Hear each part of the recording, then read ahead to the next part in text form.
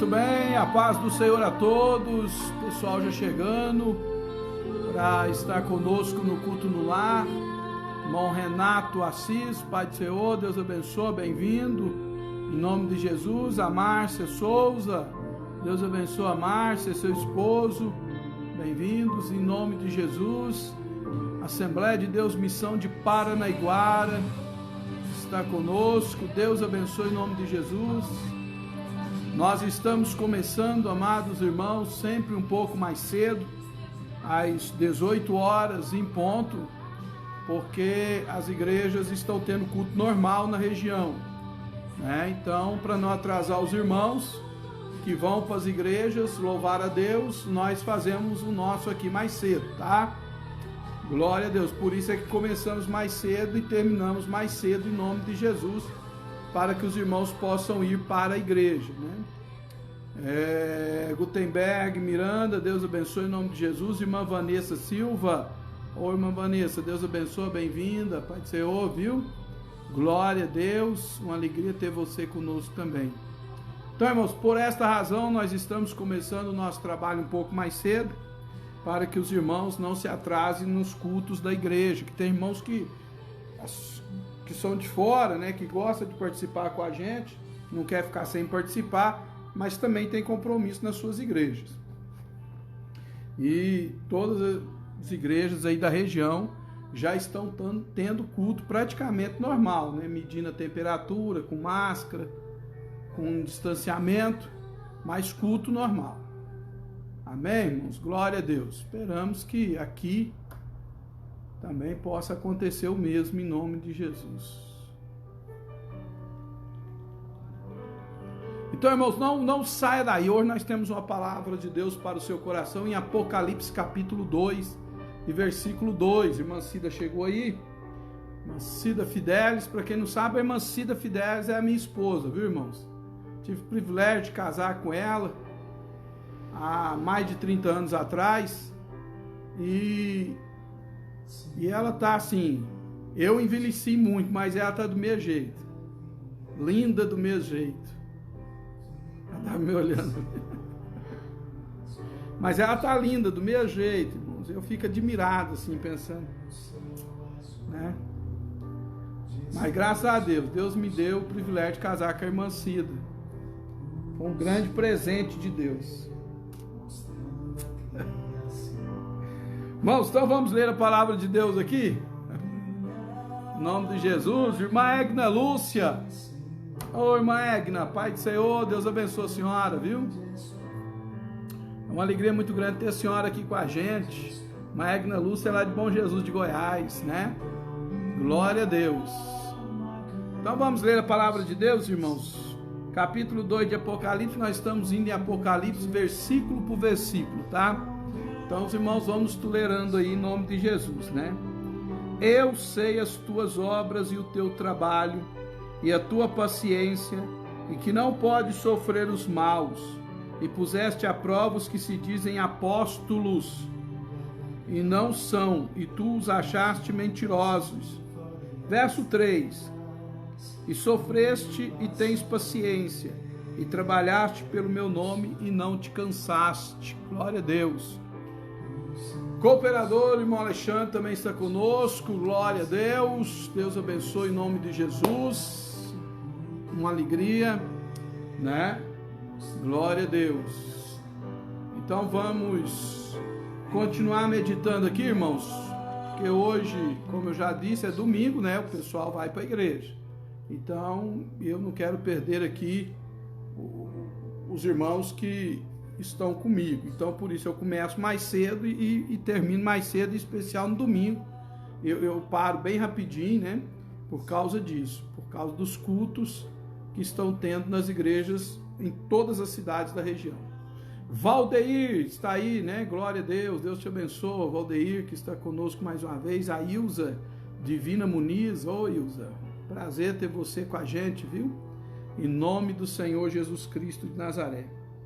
Irmãos, nós vimos algumas importâncias da palavra de Deus para a igreja de Éfeso, no capítulo 2, que é a primeira igreja a ser mencionada das 7 igrejas da Ásia Menor, e nesta ocasião uma cidade entre 225 a 250 mil habitantes.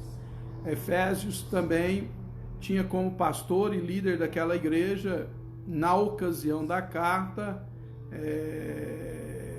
Timóteo, né? Porque João estava exilado na ilha de Patmos, embora João tinha sido pastor já da igreja, e logo depois, né, quando Nerva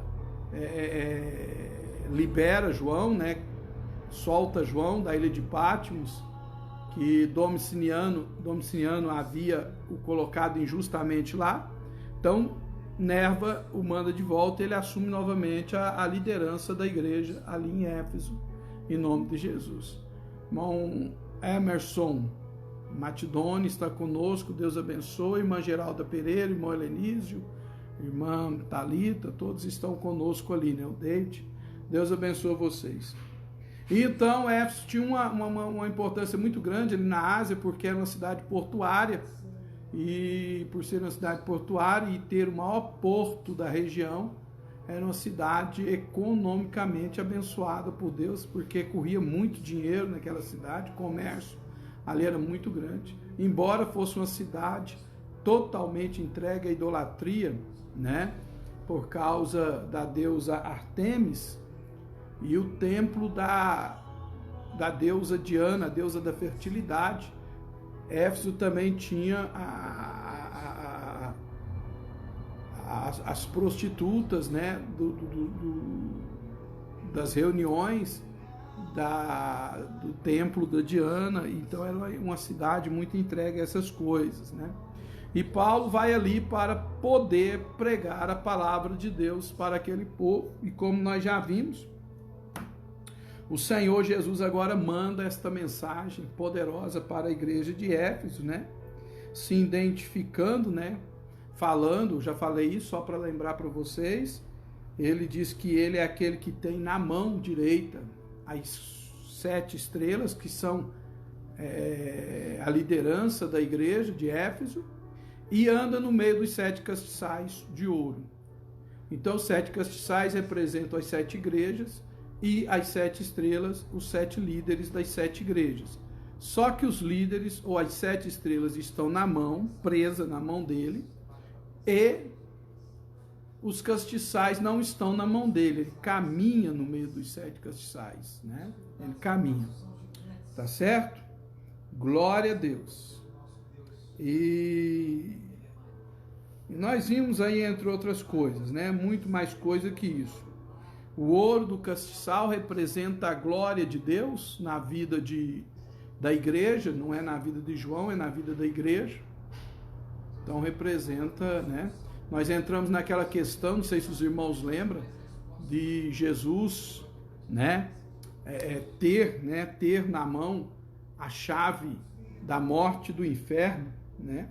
Ter ali na sua mão a chave da morte e do inferno.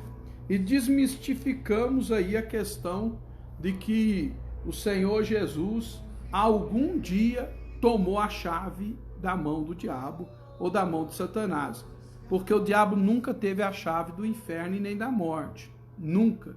Pai do Senhor, presbítero Deon Pereira, Pai do Senhor, irmã Gilca. Sempre essa autoridade, essa chave, essa autoridade sobre o inferno e a morte sempre estiveram com Jesus Cristo de Nazaré. Nunca, não existe um só versículo que diga que ele tenha tomado das mãos de Satanás a chave do inferno e da morte. A Bíblia diz que ele tem na mão a chave do inferno e da morte, do Hades e da morte. Amém, irmãos? Glória a Deus por isso. Então Jesus não saiu tomando chave de ninguém, não, até mesmo porque o diabo tem chave nenhuma, tá? Glória a Deus. Isso é só para desmistificar o que alguns pregadores têm pregado por aí e que está errado, não está na Bíblia. Para que pregar essa bobeira se não está na Bíblia, não é? Deus não precisa de ajuda nenhuma, basta pregar o que está escrito.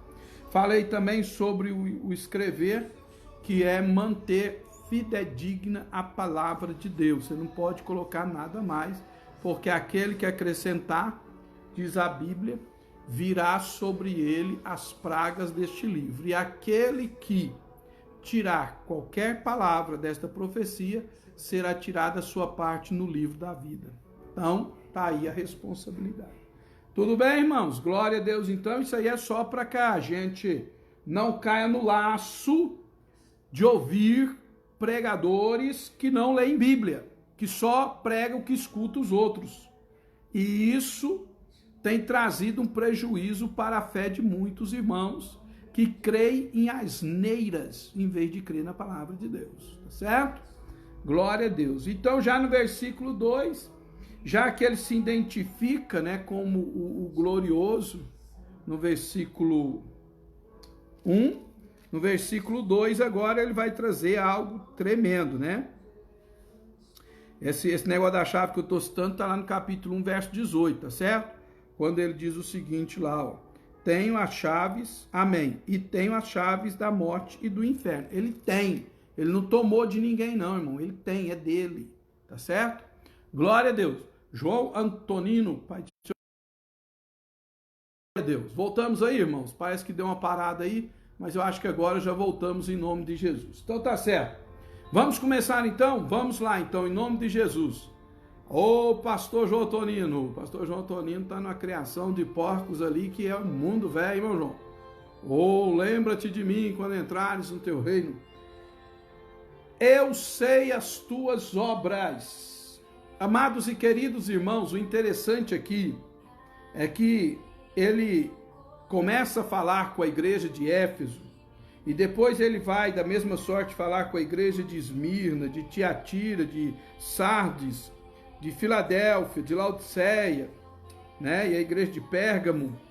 Ele vai trazer uma palavra, e quando ele começa trazendo esta palavra, ele diz o seguinte: eu sei as tuas obras, ou então eu conheço as tuas obras. Quer dizer, eu vou ficar só eu sei, eu conheço todas as coisas que acontecem entre vocês.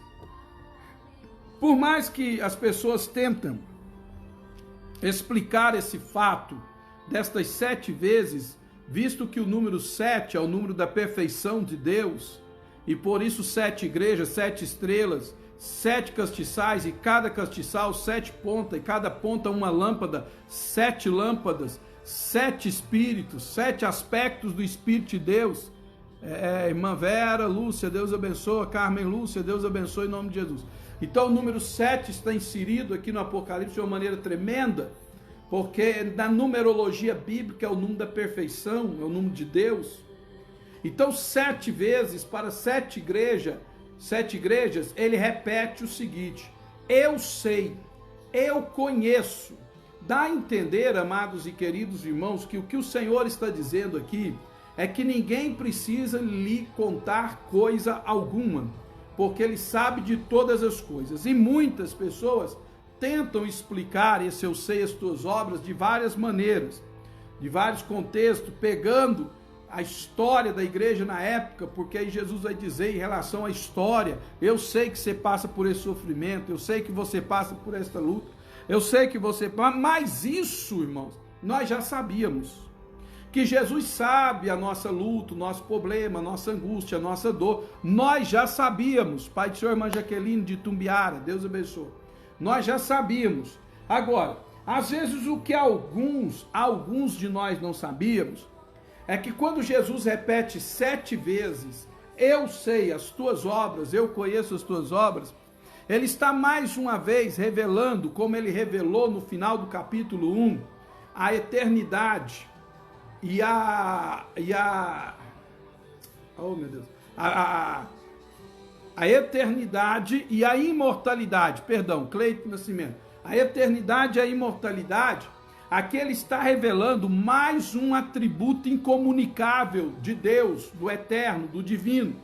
E qual é esse atributo incomunicável de Deus aqui revelado? No início de cada frase de cada igreja, são 7 vezes, eu volto a dizer, 7 vezes repetidamente ele diz: eu sei, eu sei. O que ele quer dizer com isso? Irmãos, ele está revelando aqui um atributo incomunicável dele, do Senhor Jesus.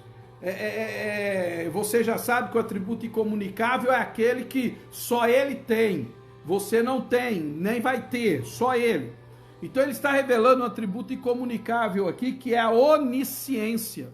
Onisciência, ele está revelando aqui, amados e queridos irmãos, para aquela igreja, o seu poder extraordinário de ter o conhecimento de todas as coisas, seja do passado, do presente e do futuro.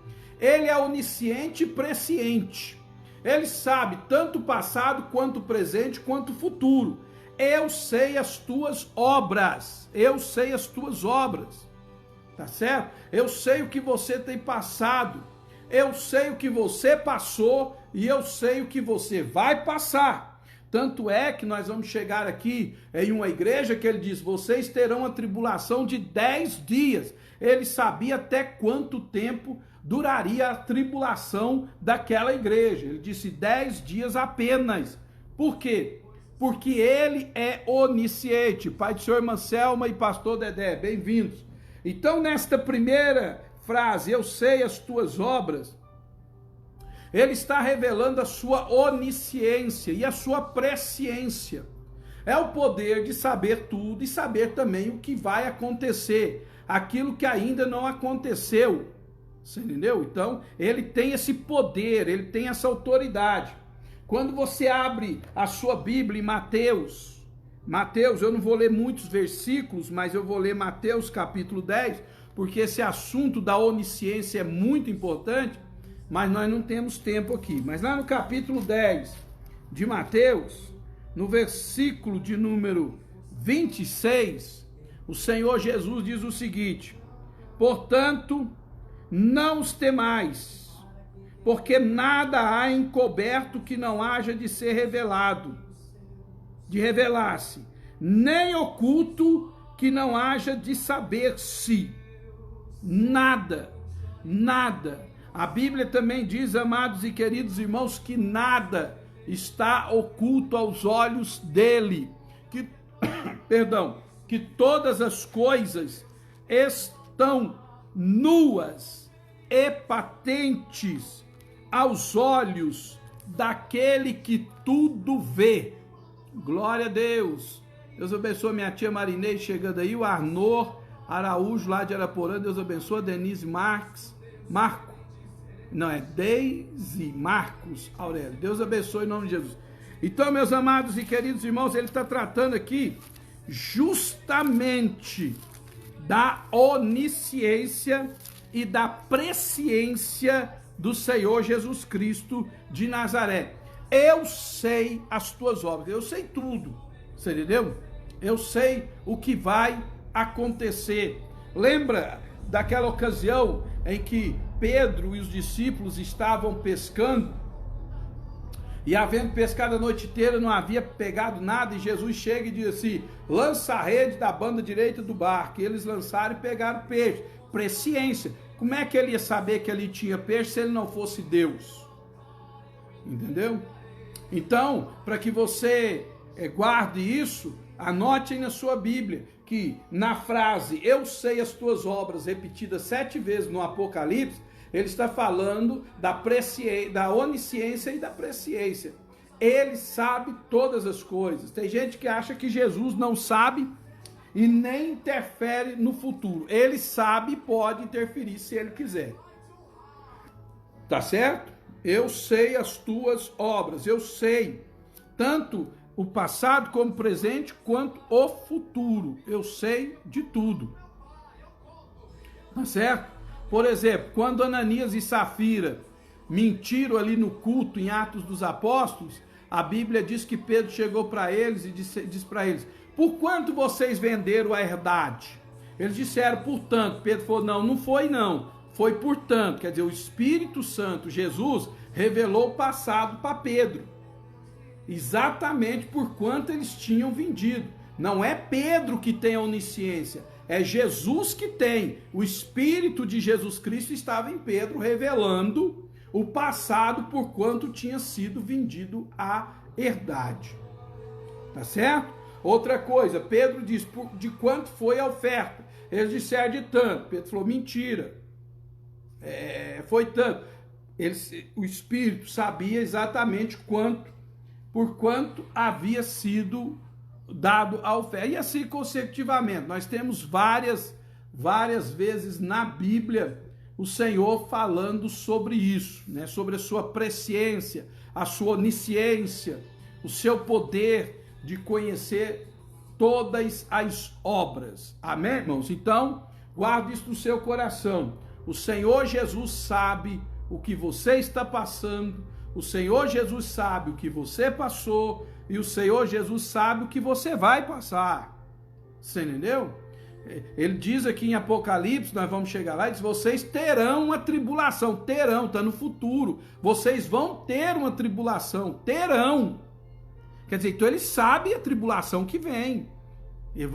Eu não vou falar aqui porque nós ainda vamos entrar nessa carta, mas vocês terão, não, então ele está revelando o futuro. Então Jesus sabe tudo, irmão. O Senhor Jesus Cristo, ele sabe, ele é onisciente, ele é presciente, tá certo? Então não tem como esconder nada dele, ele sabe de todas as coisas. Então por isso essa frase está aqui repetida, revelando mais um atributo incomunicável de nosso Senhor e Salvador Jesus Cristo de Nazaré. Glória a Deus. A onisciência, o Judeu está colocando aí quando ele diz, no mundo tereis aflições, quer dizer, é a presciência dele, ele diz, tereis, vai vir a aflição, ele já sabia disso, viu?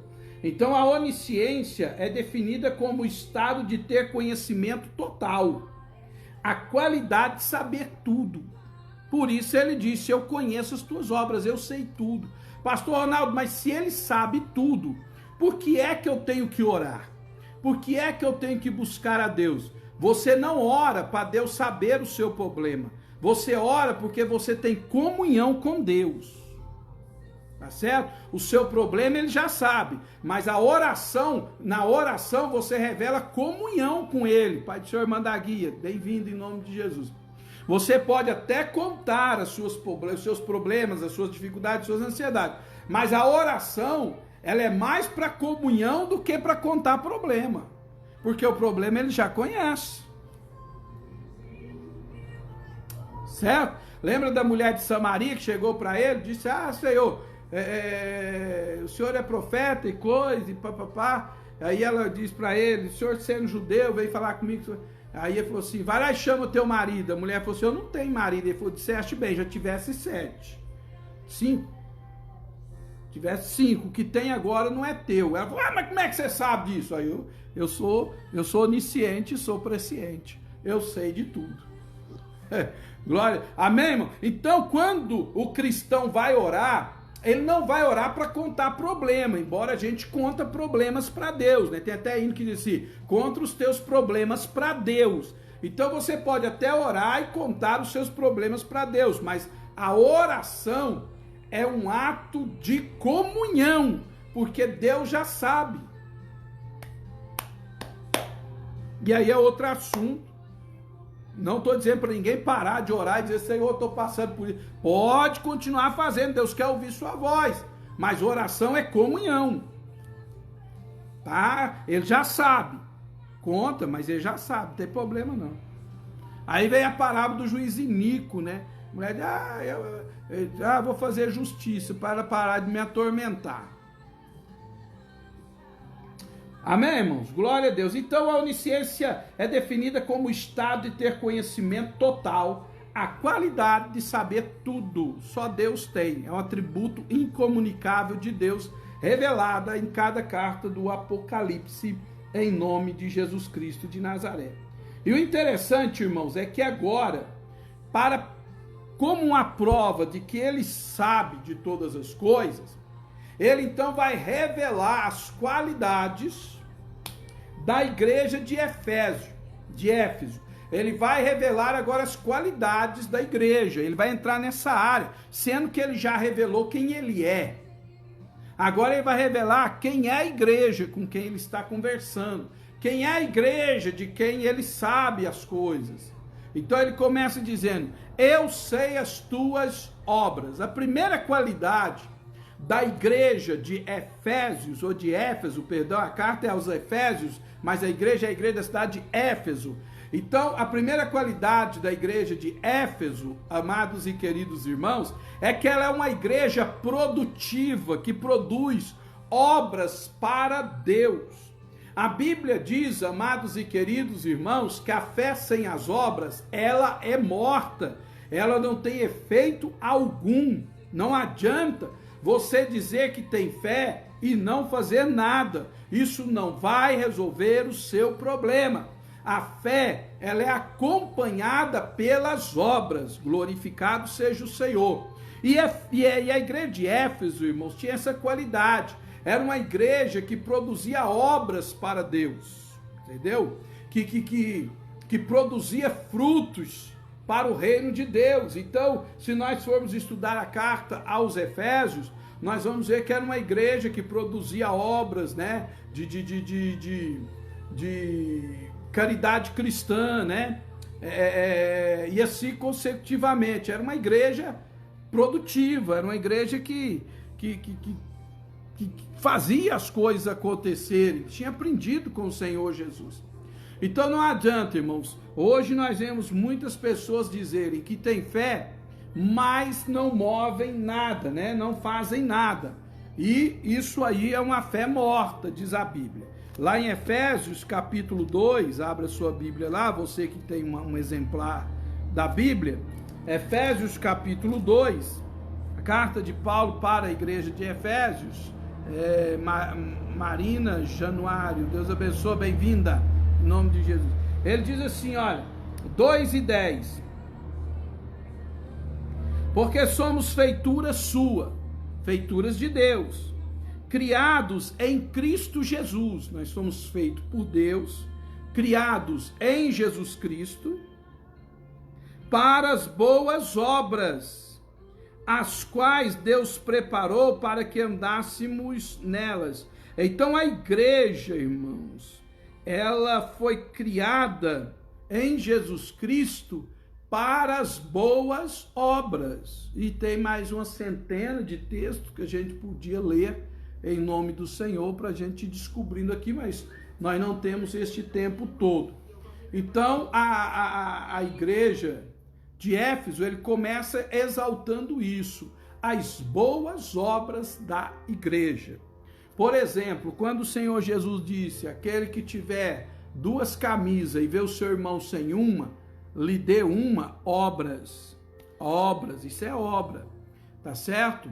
Quando Jesus disse assim, olha, eu tive fome, me deste comer, tive sede, me deste beber, estive nu, me vestiste, estive doente, foste me visitar, e assim consecutivamente, o Senhor Jesus está falando de obras. A igreja, Fabiano Lima, Deus abençoe, bem-vindo, em nome de Jesus. A igreja fora criada para as boas obras, Efésios 2:10, somos feitura de Deus, criados em Cristo Jesus, para as boas obras, para que andássemos nela. Então, se eu sou cristão, mas eu não tenho obras, então a minha fé é morta, não tem efeito nenhum. Nenhum. Cristiano Tadeu, Deus te abençoe, bem-vindo. Glória a Deus. A irmã Sueli Ferreira está colocando o texto aí, ó. Somos criados para as boas obras. Exatamente. Glória a Deus. Então esse negócio de que, entendeu? Às vezes a gente acha muitas pessoas para corrigir e para criticar. Críticas negativas, né? Geralmente essas pessoas não produzem muito, são infrutíferas no reino de Deus. Tá certo? Então a primeira qualidade da igreja era essa, era uma igreja que tinha suas obras em atividade ali e nós devemos louvar a Deus por isso. Então, irmãos, olha para a sua vida cristã. Você não pode deixar que o tempo testifique contra você de que você não tenha feito nada pela obra de Deus. Nada. Viu, irmão? Pela obra de Deus. Eu estava conversando com o irmão esses dias, acho que ontem à tarde, né, do irmão Renato que está aí, ele pode até confirmar isso aí, né? Ele disse que um irmão falou para ele assim, eu não sei pregar, eu não sei cantar, eu não sei fazer nada. Aí ele pegou, então pega seu dinheiro e investe em quem faz. Obras, tá certo? Glória a Deus. Até gente que não sabe, mas também não faz nada, é complicado, tá certo? Então vamos continuar aí, porque senão a gente fica só aqui. Eu sei as tuas obras e o teu trabalho. Não está escrito isso aí? Deixa eu voltar aqui na Bíblia aqui. Eu fechei aqui. Eu sei as tuas obras e o teu trabalho. Esta palavra trabalho do grego, ela significa trabalhar ou trabalho até o cansaço ou até a exaustão, né? Até a exaustão. Então, obras é uma coisa, é você ajudar, é você socorrer. O trabalho, irmãos, é aquilo que faz a obra crescer. O trabalho é aquilo que se desenvolve em favor do crescimento da obra de Deus. Evangelização, visita, pregação da palavra de Deus, entendeu? Isto é o trabalho, é o labor cristão. Entendeu? O que nós temos feito para o crescimento da igreja? Entendeu? Por exemplo, nós ficamos impossibilitados de ir ao templo por causa do Covid-19, de ir ao templo adorar a Deus. Mas eu não parei de anunciar a palavra, eu não parei de orar, né? E achei uma maneira. Eu vou pregar pela internet e eu vou orar pela internet. Quer dizer, o meu trabalho vai continuar. Você entendeu? Por quê, irmão? Porque o trabalho produz a obra. A Bíblia diz, bem-aventurados que desde já dormem no Senhor. Bem-aventurados que morrem. Pastor Arnaldo, por quê? Para que descanse do seu trabalho e as suas obras prossigam. Você entendeu? Então, trabalho e obra. Quando o cristão, ele trabalha e ele tem obras, nem depois da morte, isso para. Ele descansa do trabalho, as obras o seguem, o trabalho prossegue porque ele fez algo para Deus. E nós só vamos descansar desse trabalho com a morte. Levantai e andai, porque não é aqui o vosso descanso, diz a palavra de Deus. Anderson, Deus abençoa, Bianco. Então, bem-aventurados que morrem agora no Senhor, para que descansem do seu trabalho, e as suas obras os acompanhem, ou os prossigam, ou se prossigam. Então, o trabalho aqui, irmãos, é o trabalho até exaustão, até o cansaço.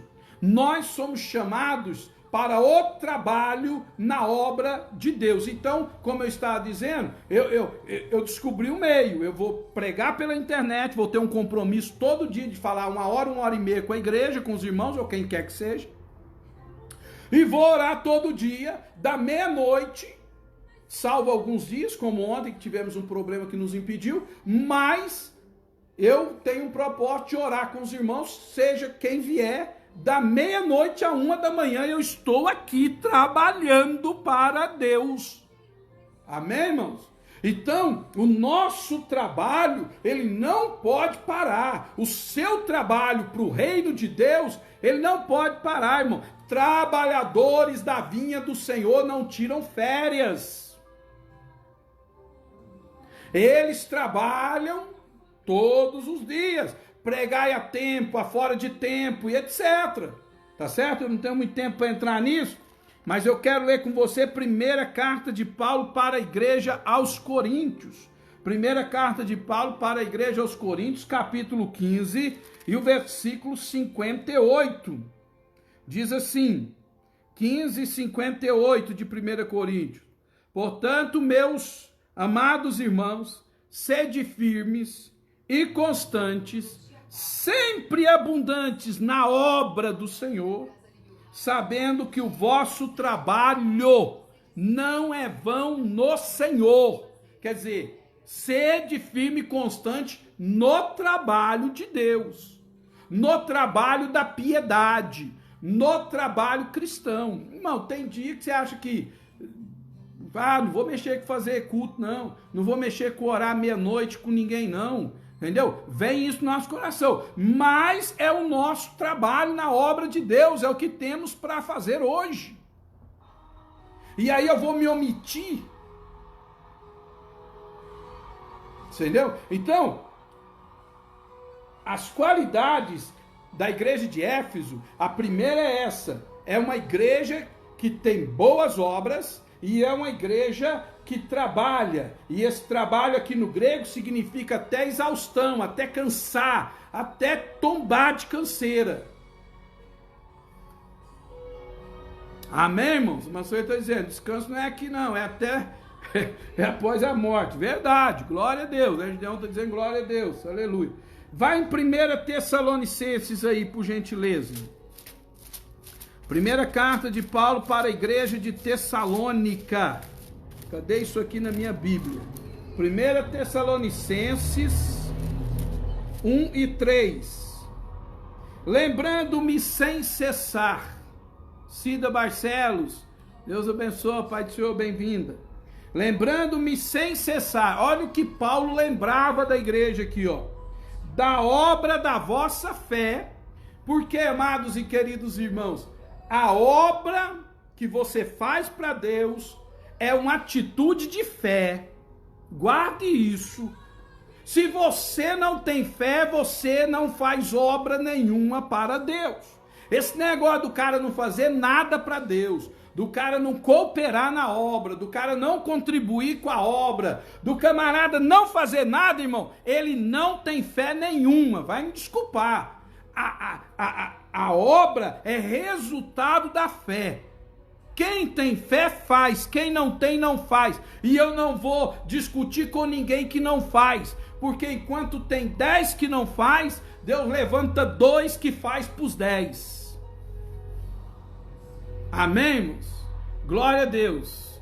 Então, lá Vivo Muniz está aí? Então, bem-vinda. Então, meus amados e queridos irmãos, Paulo diz, lembrando-me sem cessar da obra da vossa fé. A obra é resultado da fé, irmão. Esse negócio de pessoa ficar só exigindo da igreja. Igreja tem que orar por mim, igreja tem que me visitar, igreja tem que me carregar no ombro, igreja tem que fazer isso, igreja tem que fazer aquilo, igreja tem que fazer aquilo, senão eu vou mudar de igreja.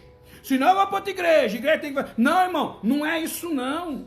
Existe uma frase de Bush que eu acho muito importante. Quando ele declara uma guerra, Bush diz o seguinte: não é tempo de você perguntar o que o seu país pode fazer por você, mas é tempo de você perguntar o que é que você pode fazer para o seu país. Ora, amados e queridos irmãos, nós já passamos deste tempo de perguntar o que é que a igreja pode fazer por mim.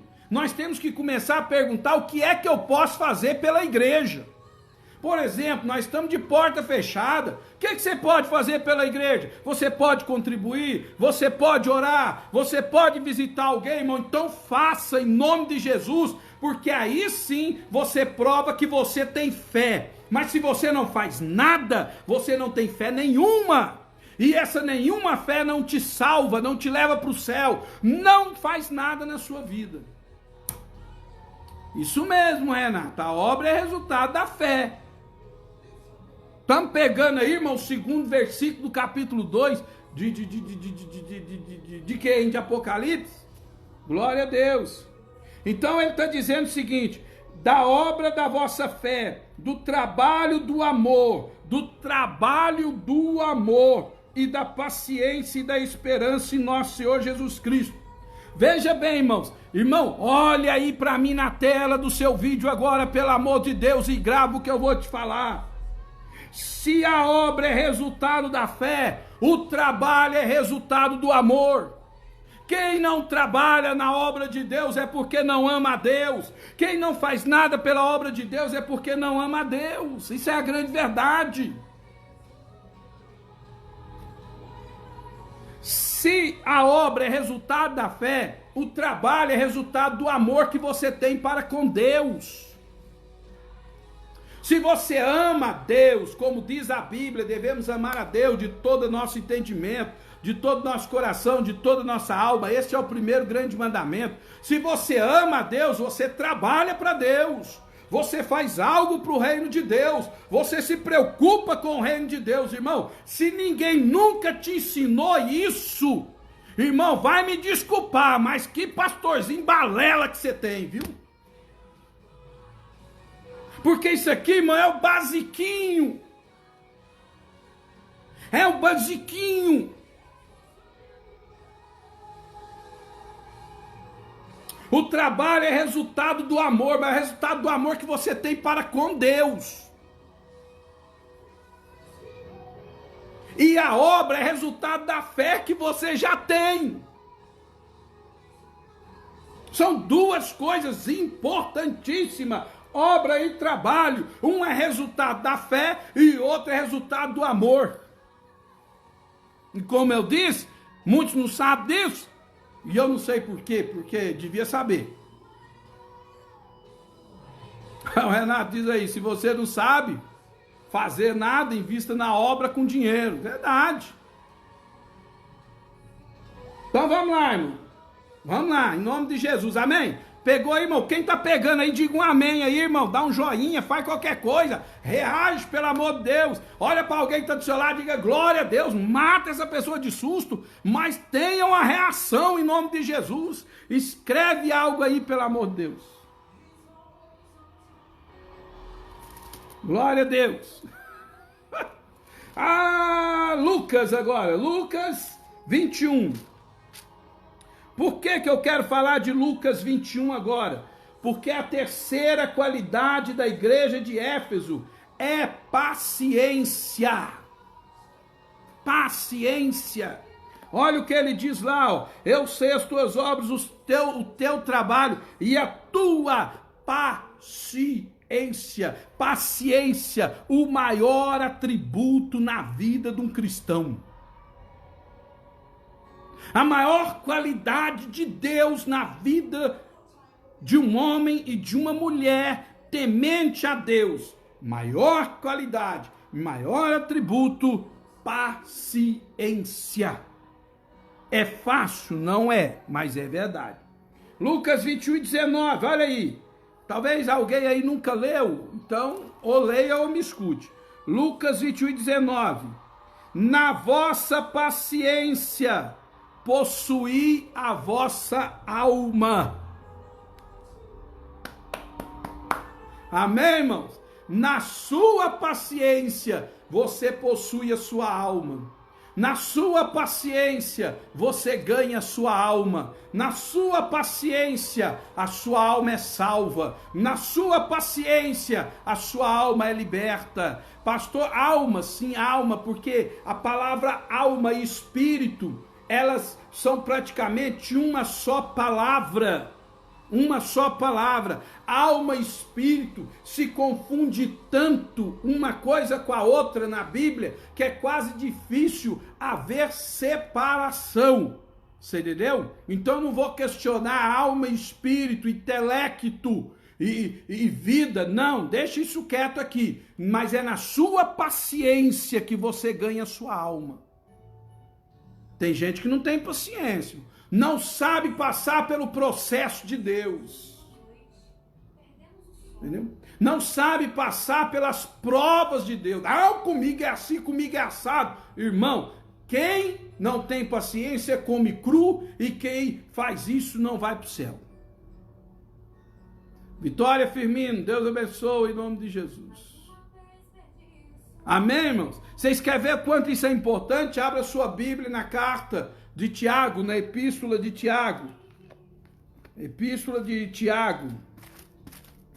Tiago está para frente de Hebreus aí, ó. Primeira epístola, logo após a carta anônima aos Hebreus. É Tiago. Olha aí para você ver. O impaciente, irmão, jamais herdará o reino dos céus. Vou mostrar para vocês. Capítulo 5 de Tiago, verso de número 7. Sede, pois, irmãos, paciente até a vinda do Senhor. Eis que o lavrador espera o precioso fruto da terra, aguardando com paciência até que receba a chuva temporã e seródia. Quantas vezes nesse versículo 7 ele faz menção da paciência, só da palavra, na sua etimologia, 2 vezes. 2 vezes. Sede, pois, pacientes até a vinda do Senhor. Sede, pois, paciente, aguardando o fruto da terra. Quer dizer, tenha paciência. Irmão, isso aqui é profundo, mas eu não tenho tempo. Tenha paciência em relação à vinda de Jesus, bênçãos espirituais. Tenha paciência em relação ao fruto da terra, bênçãos materiais. Então, o cristão fiel, ele recebe bênção dos céus e bênçãos da terra, se ele tiver paciência para esperar em Deus. Esperar. Mas não acabou não. Versículo 8 do capítulo 5 de Tiago. Sede vós também pacientes, fortalecei o vosso coração, porque já a vinda do Senhor está próxima. Sede vós também pacientes, fortalecendo o vosso coração. E o que é que fortalece o nosso coração? A palavra de Deus. Versículo 10. Meus irmãos, tomai por exemplo de aflição a paciência, e paciência os profetas que falaram em nome do Senhor. Aqui é paciência nas aflições por causa do reino de Deus, por causa do reino de Cristo. Versículo 11. Eis que temos por bem-aventurados que sofreram. Ouviste qual foi a paciência de Jó e veste o fim que o Senhor lhe deu. Então aqui ele toma agora como exemplo a paciência de Jó, dizendo, tenha paciência. Jéssica Silva, Deus te abençoe. Glória a Deus. A impaciência é o seu maior inimigo na presença de Deus. É a sua maior inimiga na presença de Deus, é a impaciência. A impaciência. Estude sobre a paciência para você ver. Glória a Deus. Na sua paciência, Lucas 21:19, ganhaste a vossa alma. Glória a Deus. Ei, pastor, não, eu sou ruim de paciência. Fazer o quê? É um problema que você tem que aprender a administrar. Amém, irmãos? Vamos aí partindo aqui já para a quarta virtude da igreja de Éfeso. Não pode sofrer os maus. Não sai não, fica aí, pelo amor de Deus, está começando a ficar bom.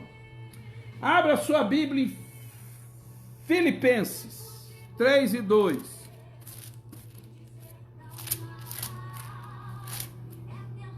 Filipenses 3:2. Guardai-vos dos cães. Eu ia falar dos cãos. Tem base não, né, irmão? Cãos? Que é isso? Que diacho é isso? Guardai-vos dos cães. Guardai-vos dos maus obreiros. Guardai-vos da circuncisão. Aqui os maus obreiros é os guardadores do sábado.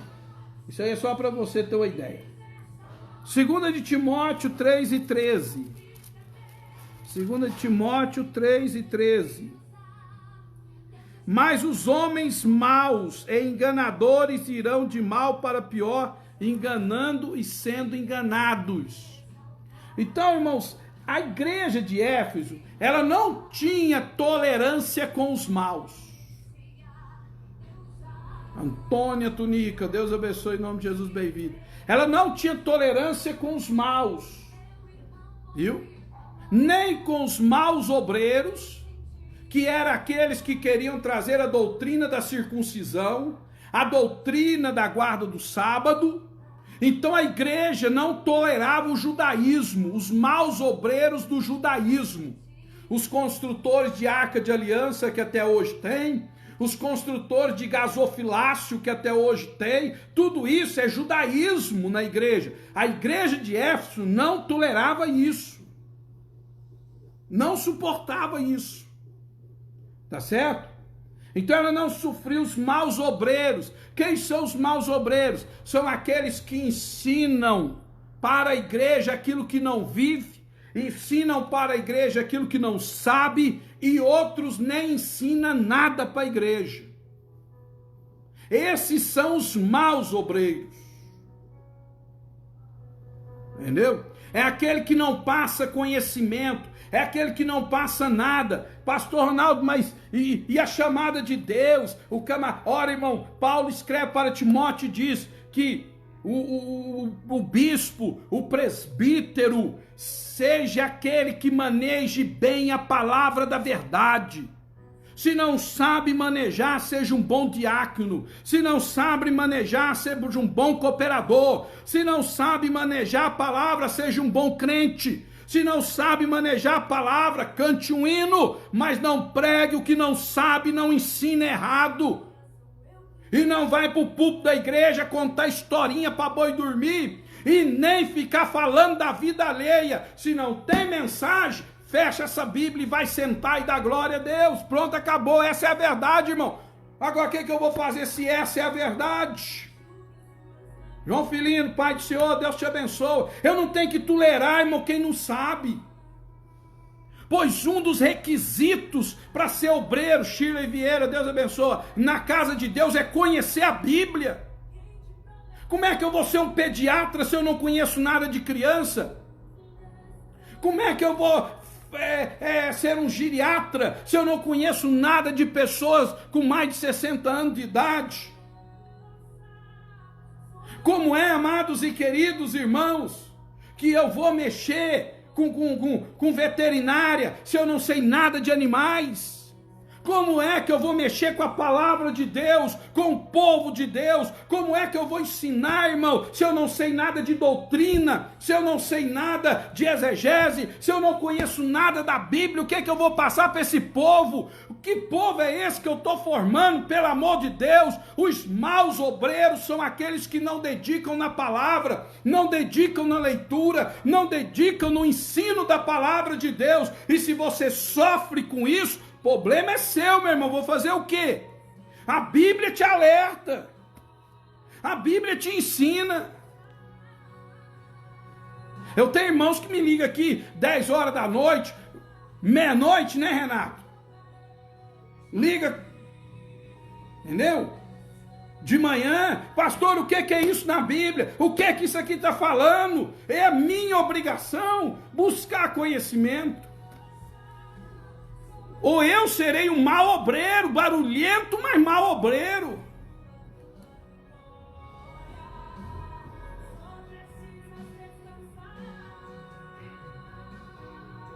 Então, irmãos, a igreja de Éfeso não sofria os maus obreiros, os que não tinham conteúdo.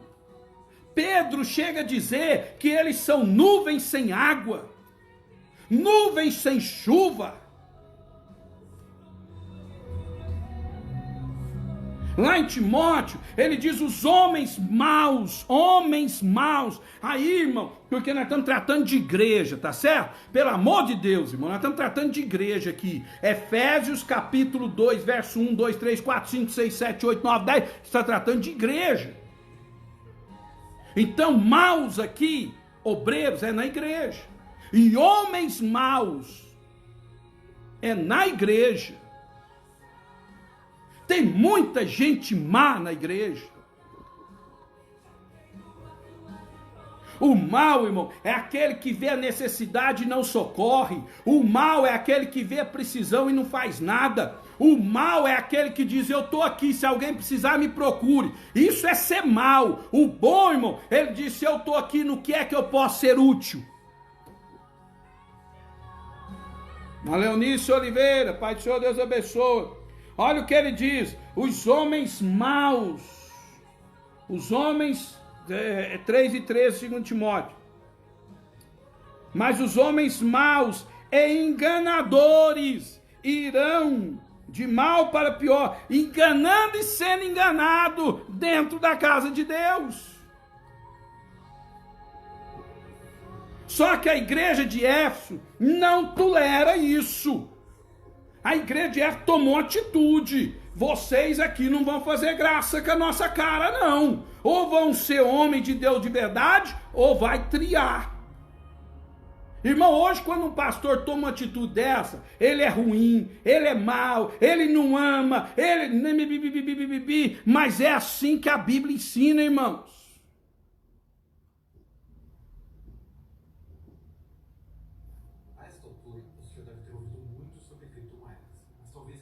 Amém, irmão? Vocês estão me entendendo? Alguém pode falar que está me entendendo ou não, irmão? Porque senão vão achar que eu estou doido aqui. Mas essa é a realidade. Agora, você sabe o que acontece, irmão Alexandre? É que irmão Renato, irmã Gilca, irmã Silvana e todos vocês que estão aí, vocês sabem o que acontece, minha prima Rosimar? É que o povo que se diz cristão, presbítero Gideão Pereira, não tem estrutura para ouvir verdades. Quer ser bajulado, igual menino mimado. Isso é feio.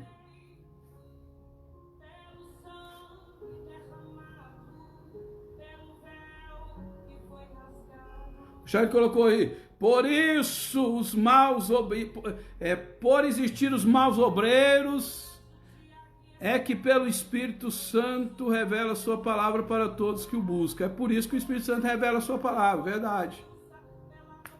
Vitória Firme está dizendo amém, Gideão está dizendo verdade, Rosimar está dizendo concorda. É, irmão. Gente ruim, tem tudo quanto é lugar, gente. Vocês acham que eu me iludo que não tem obreiro ruim na igreja? Que não tem crente ruim na igreja?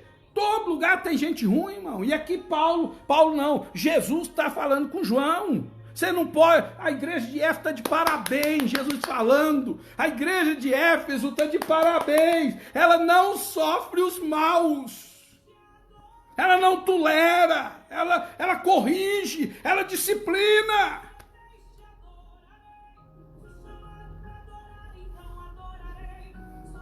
Agora eu tenho que tolerar o mal por quê, irmão? Ele dá um jeito de ficar bom, aí.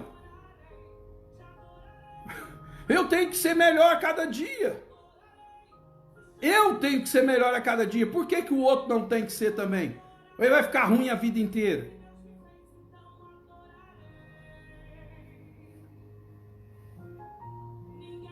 Zazete, Deus te abençoa. Bem-vinda. Não pode sofrer os maus. Os maus obreiros. Os homens maus dentro da igreja, irmão. Tem gente dentro da igreja, irmão, que é mal. A igreja, pastor prega de santificação, ele adultera. Pastor prega de santificação, ele faz coisa desonesta. Pastor prega de santificação, ele troca de mulher. Pastor prega de santificação, irmão, a mulher põe chifre no marido. Isso é gente ruim, irmão. A gente tem que melhorar. Entendeu? E eu sei que, às vezes alguém vai dizer, pastor, mas e a parte afetada? A parte que foi afetada, que permaneceu fiel, esta é justificada pelo sangue de Jesus Cristo. Mas o que causou, não. Você entendeu?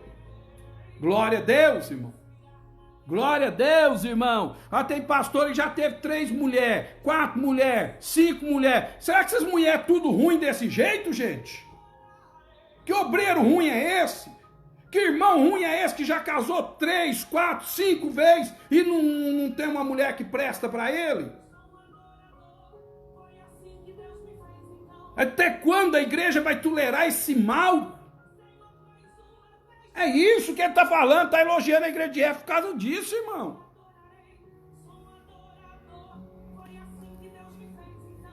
Agora, o povo hoje não está preparado para ouvir verdades. O povo quer ouvir bajulação. Isso não te leva para o céu, irmão. Olha a próxima qualidade da igreja de Éfeso, irmão. Olha a próxima qualidade. Eu estou no capítulo 2, eu estou em Apocalipse 2 e 2. Eu estou em versículo por versículo, desde o capítulo 1, versículo 1. Zilda Bandeira, Pai do Senhor, Deus te abençoe, Zilda, em nome de Jesus. Vê aí para mim, irmão, vê aí para mim, olha lá. Eu sei as tuas obras, o teu trabalho, a tua paciência e que não pode sofrer os maus.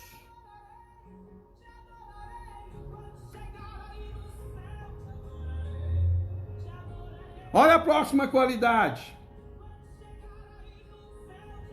Olha a próxima qualidade. E puseste à prova os que dizem ser apóstolos e não são, e os achastes mentirosos. Ué, irmão, só se o sujeito parar de ler a Bíblia. Sabe qual é a quinta qualidade da igreja de Éfeso aqui, irmão? Não suporta mentirosos. Pessoas que tentam trazer novas revelações antibíblicas são mentirosas, e aí a igreja não tolera. A igreja de Éfeso não aceita, não engole.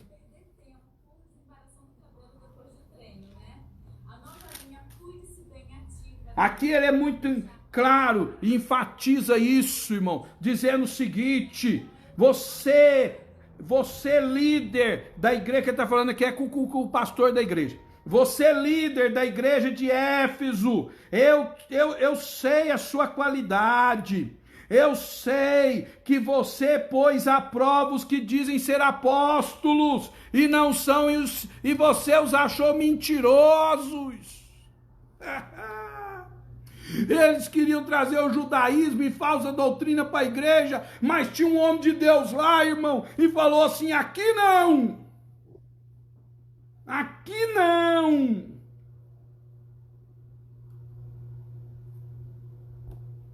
Aqui não, aqui você é autêntico ou você não é.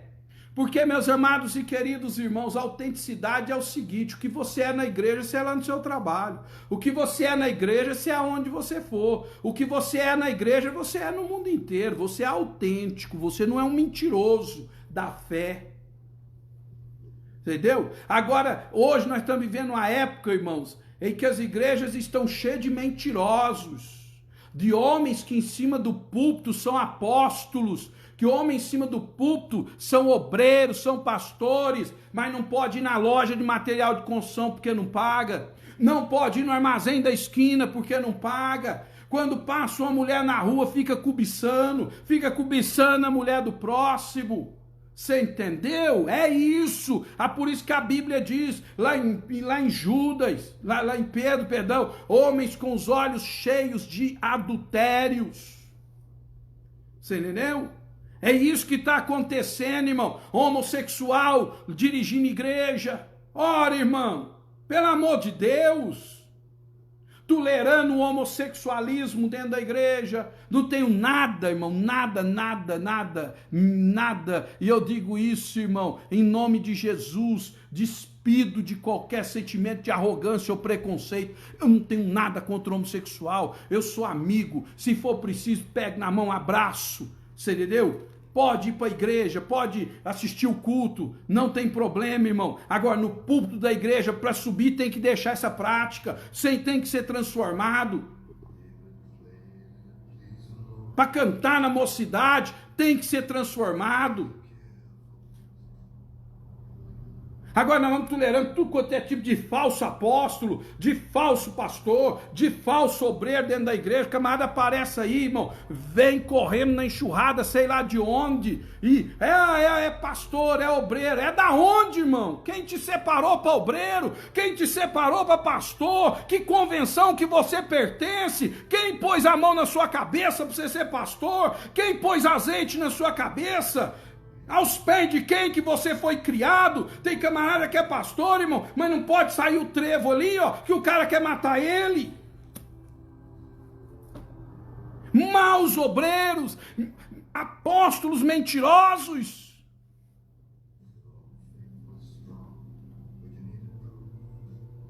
E agora Jesus está exaltando uma igreja que não tolera eles. Irmão, isso aqui me encheu de gozo quando eu estava estudando isso aqui. Isso aqui me encheu de alegria, irmãos. Jesus elogiando a igreja que não tolerou isso.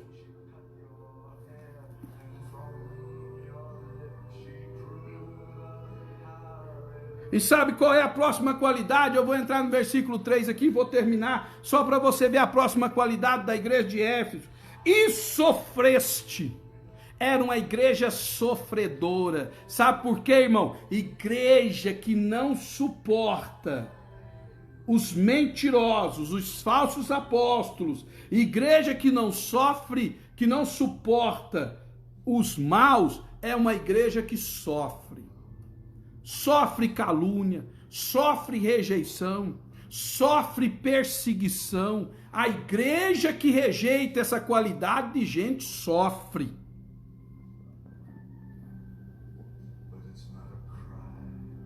Já colocou só de nomear como apóstolo é mentira. Pois é. Então sofreste e tens paciência.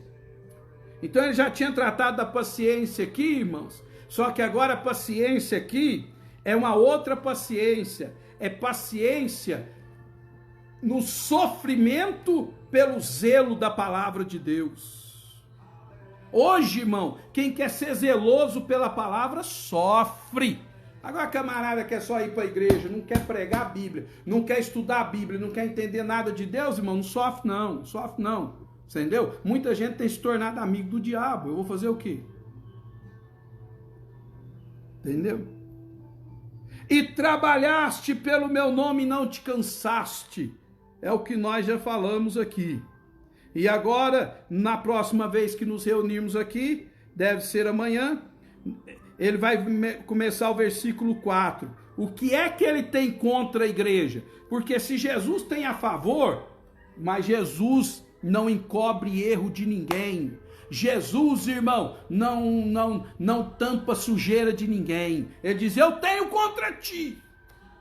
Se você quer seguir a Jesus, irmão, se você quer ser salvo, se você quer ser chamado de povo de Deus, prepara-te, porque ele vai te corrigir. Prepara-te, porque ele não vai esconder os seus defeitos. Prepara-te para entrar pela porta. Jesus é amor, mas é juízo também. Ele te ama, por isso ele te corrige. Jesus ainda é aquele pai das antigas, que ama o filho e corrige. Amém, irmãos? Deus abençoe vocês, fique com Deus. Depois você vai lá no YouTube, Ronaldo Rodrigues Ferreira, compartilha esse vídeo, compartilha aí já. Compartilha esse vídeo, irmão. Faça esse vídeo chegar a muita gente. Vai lá no YouTube, se inscreva, assine o sininho, ative o sininho de notificação, comenta, só não pode me xingar. Só não pode me xingar, mas comentar você pode. Você pode comentar, você pode dar a sua opinião, mostrar algo na Bíblia, não pode me xingar, tá? Você falou isso e coisa, você falou aquilo. Não, eu só falei o que está na Bíblia. Então, tá certo? Deus abençoe vocês. Amém, Ilza Divina. A Ilza tá sempre aí, né, Ilza? Deus te abençoe, viu, Ilza? Vai aprendendo a palavra, vai aprendendo. É muito bom aprender a palavra, porque quem aprende a palavra não é enganado, não. Ninguém engana. Ninguém engana você se você aprender a palavra, viu? Glória a Deus, Silvânia. Deus abençoe, viu? Irmãos, fique com Deus. Até amanhã, se Deus quiser. Que a graça do Senhor Jesus Cristo, o grande amor de Deus e a comunhão do Espírito Santo seja com todos nós. Digamos juntos, amém. Deus abençoe. Fique com Deus, Pai do Senhor, viu? Glória a Deus. Fica com Deus.